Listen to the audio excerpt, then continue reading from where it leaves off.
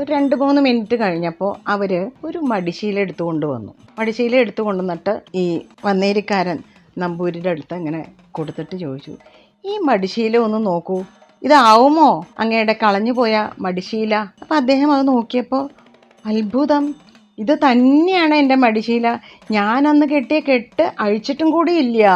എന്നിട്ട് അദ്ദേഹത്തിന് സന്തോഷം കൊണ്ട് കണ്ണിൽ വെള്ളം വന്നു. ഇതെങ്ങനെ കിട്ടി എന്ന് അദ്ദേഹം ആ സ്ത്രീയോട് ചോദിച്ചു. അപ്പോൾ അവർ പറഞ്ഞു, അന്നൊരിക്കൽ ഞാൻ ഉച്ച നേരത്ത് കുളിക്കാൻ വേണ്ടിയിട്ട് കുളത്തിലേക്ക് പോയി. കുളത്തിൽ ചെന്ന് കുളിയും കഴിഞ്ഞ് കയറിയപ്പോൾ അവിടെ ചാണകം കിടക്കണ കണ്ടു. അതങ്ങോട്ട് വാരി വീട്ടിലേക്ക് കൊണ്ടുവരുമ്പോൾ പെട്ടെന്ന് അതിൻ്റെ ഉള്ളിൽ ഇതിരിക്കണ കണ്ടു.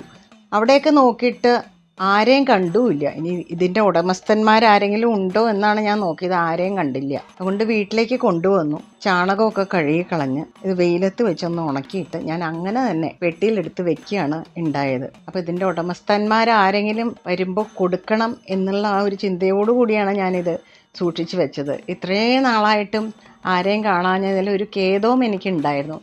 ഏതായാലും ഇന്നങ്ങ് വരാനിടയായതും ഇത് അങ്ങയുടേതാണ് എന്ന് തിരിച്ചറിയാനായതും മഹാഭാഗ്യം തന്നെ എന്ന് പറഞ്ഞു. അപ്പോൾ ഇവർ ആലോചിച്ച് നോക്കി, ഇദ്ദേഹം വന്നേരിക്കാരൻ നമ്പൂതിരി. ശരിയാണ്, ഇപ്പം ഞാൻ ഓർക്കുന്നു, അന്ന് ഞാൻ കുളത്തിലേക്ക് ഇറങ്ങി പോകുമ്പോൾ അവിടെ ഒരു പശു പുല്ല് തിന്നുകൊണ്ട് നടക്കണ്ടായിരുന്നു കരയിൽ. അപ്പോൾ അത് ചാണകം ഇട്ടത് ഈ എന്താ പറയുക മടിശീലയുടെ മുകളിലായിരിക്കും. അങ്ങനെയാണ് മടിശീല എനിക്ക് കാണാൻ വയ്യാതായത് എന്ന് പറഞ്ഞു. ഏതായാലും ഭാഗ്യമായി, ഭഗവാൻ ഇതിവിടെ കൊണ്ടു തന്നൂല്ലോ എന്നിട്ട് അദ്ദേഹം സന്തോഷിച്ചു. എന്നിട്ട് വേഗം ഈ മടിശീലയിലെ പണത്തിൽ നിന്ന് പാതി അങ്ങോട്ട് എടുത്തു. എന്നിട്ട് ഈ സ്ത്രീയോട് പറഞ്ഞു, അവർ ചെറുപ്പക്കാരിയായിട്ടൊരു സ്ത്രീയാണ്, ഇത് കിട്ടുന്ന ഞാൻ നിരീക്ഷിച്ചതല്ല, കിട്ടിയതിലുള്ള സന്തോഷം പറഞ്ഞറിയിക്കാനും വയ്യ, അതുകൊണ്ട് ഇത് നിനക്കുള്ളതാണ് എന്നിട്ട് അങ്ങോട്ട് കൊടുത്തു. അവർ പറഞ്ഞു, അയ്യോ തിരുമേനി, ഞാനിത് വാങ്ങില്ല, അന്യൻ്റെ മുതൽ നമ്മൾ സൂക്ഷിച്ച് വെക്കുക എന്നല്ലാതെ അത് ആഗ്രഹിച്ചുകൂടാ എന്നതാണ് ധർമ്മം. എനിക്ക് വേണമെങ്കിൽ ഇത് മുഴുവനും എടുക്കാമായിരുന്നല്ലോ എന്ന് ആ സ്ത്രീ പറഞ്ഞു. എന്നിട്ട് അവരൊന്നും കൂടി പറഞ്ഞു,